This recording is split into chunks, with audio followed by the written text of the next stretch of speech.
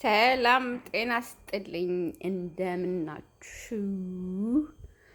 ዛሬ ላበረታታችሁ ነው የመጣሁት ወይም ሞቲቬት ላረጋችሁ ነው።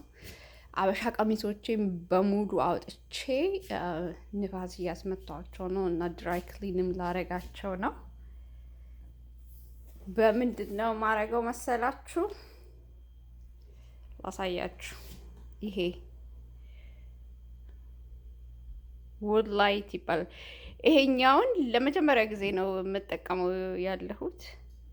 ብዙ ጊዜ የምጠቀመው የነበረው ድራይ ኤል የሚባል ነው። ሰው ድራይ ክሊኒንግ ቤታችሁ ውስጥ ማድረግ እንደምትችሉ ልነግራችሁ ነው። በዛውም የንጽህና ፕሮግራም እያረኩ ነው።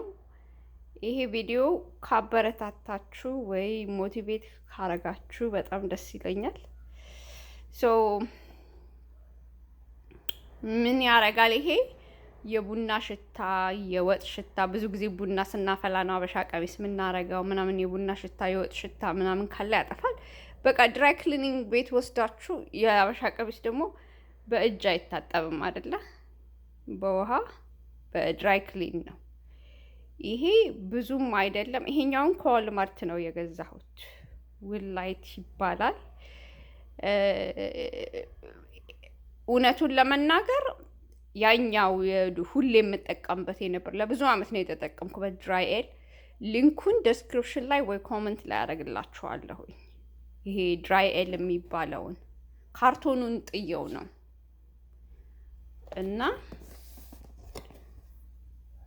እሱን አረግላችኋለሁ ማለት ነው። ለጽዳት ካነሳሳችሁ ንገሩኝ የሀገሬ ልጆች። ጽዳት በጣም ደስ ይላል። አንዳንዴ ቁም ሳጥናችሁ እንዳለ አውጥታችሁ እና ዛሬ እሱን ነው እያረኩ ያለሁት።